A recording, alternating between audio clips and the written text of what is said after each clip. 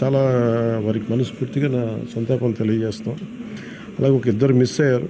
ఒక పశువులు దాదాపు 136, అలాగే దాదాపు 1,72,000 హెక్టార్లు పంట నష్టం జరిగింది. అది ఉద్యాన పంటలు కానీ లేదంటే మామూలు మన ప్యాడీ కానీ ప్యాడీయే దాదాపు 1,72,000 హెక్టార్లు. హార్టికల్చర్ వచ్చి ఒక 15,000 హెక్టార్స్ ఉంది. అలాగే 176 రీహాబిలిటేషన్ సెంటర్స్ని ఏర్పాటు చేయడం జరిగింది.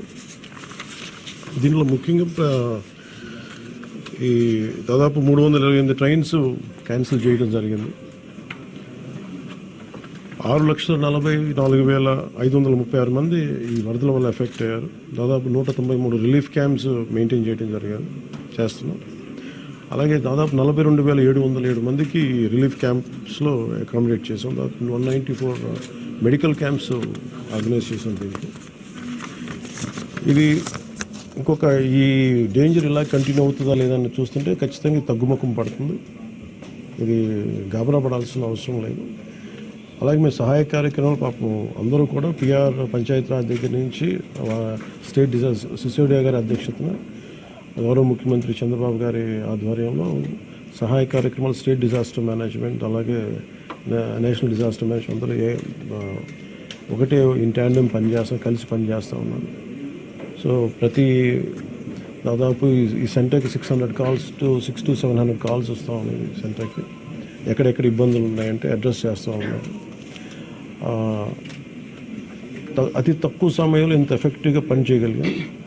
కానీ భవిష్యత్తులో ఇలాంటివి జరగకుండా ఉండాలని మేమందరం కోరుకున్నాం. అలాగే ఆ దిశగా పనిచేస్తాం.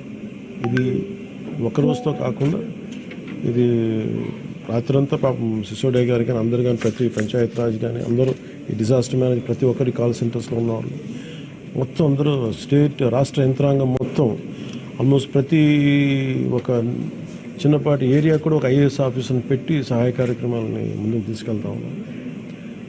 అలాగే సిసోడియా గారు కూడా ఆయన అహిర్నిస్లో లాస్ట్ ఒక 72 గంటలుగా ఆయనకి నిద్ర కూడా లేకుండా ఇక్కడే కూర్చొని మొత్తం అహిర్నిస్లు అందరూ అప్రమత్తంగా దీన్ని పర్యవేక్షిస్తూ ఉన్నాం. ఇప్పుడు దీన్ని అనలైజ్ చేసి ఇప్పుడు ఎవరి తప్పు వీటన్నిటికంటే కూడా మేము అంటే మా ముందున్నది మేము ఎంతో సహాయ కార్యక్రమాల్లో పాల్గొనగలం. అలాగే నేను ఈ సమావేశం తరఫున ప్రైవేట్ వ్యక్తులు కూడా మన పత్రికా ప్రకటన ద్వారా నేను మిమ్మల్ని అప్పీల్ చేశాను. ఈ రోజున మొత్తం రాష్ట్ర హితవు కోరుకున్న ప్రతి ఒక్కరూ 3 పార్టీల వ్యక్తులు మద్దతుదారులు అందరూ కూడా మనందరం ఇలాంటి ప్రకృతి విపత్తులు వచ్చినప్పుడు అందరం కలిసి మనం ముందుకు తీసుకెళ్ళాలి.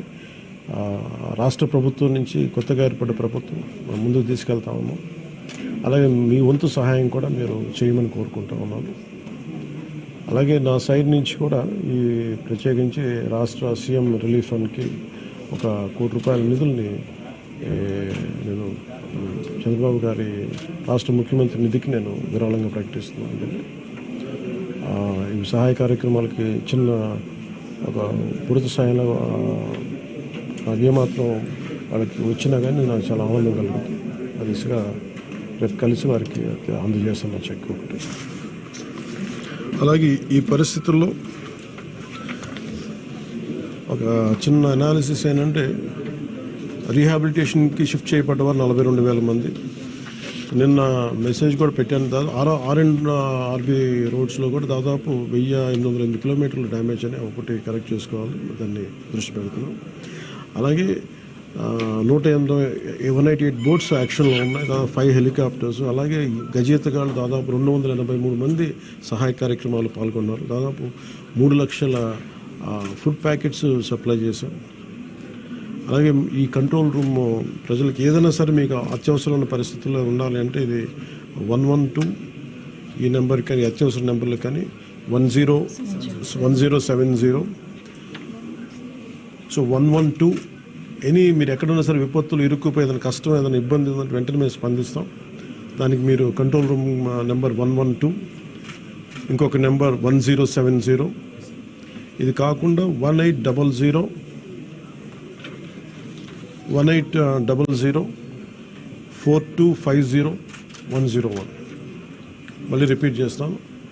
కంట్రోల్ రూమ్ నెంబర్స్ 112 అదొక ఈ ఫోన్ కన్నా చేయండి, లేదంటే 1070కి ఫోన్ చేయండి. ఇది కాకుండా మూడో నెంబర్ 1800-425-0101. మీరు ఈ కంట్రోల్ రూమ్కి చేసిన మీకు ఏ సహాయకరమైన ఎక్కడున్న విపత్తులు మీరు ఇరుక్కుపోయినా కానీ మేము వెంటనే తక్షణంగా స్పందిస్తాం తెలియజేసుకుంటే.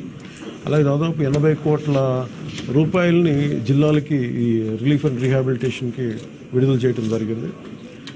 అలాగే ప్రతి ఒక్కరూ కూడా ప్రభుత్వం అభివృద్ధిని కాంక్షించే ప్రతి ఒక్కరూ కూడా నేను ఇదే కోరుకున్నా, ఈ ప్రకృతి విపత్తు సమయంలో ఇది నిందల కంటే కూడా ప్రజలకు మనం ఎలా చేయాలనే దృష్టిలో పెడతాం. భవిష్యత్తులో ఇలాంటి జరగకుండా ఉండాలంటే ఎలాంటి చర్యలు తీసుకోవాలని మేము క్యాబినెట్లో చర్చించి గౌరవ ముఖ్యమంత్రి గారి దృష్టికి తీసుకెళ్ళి దీనికి ఒక ప్రతి సిటీకి ఒక మాస్టర్ ప్లాన్ తయారు చేయాలి. ఫ్లడ్ మేనేజ్మెంట్కి ఒక మాస్టర్ ప్లాన్ ఉండాలి. అందుకని ఆ దృష్టిలో పెడతాం భవిష్యత్తులో.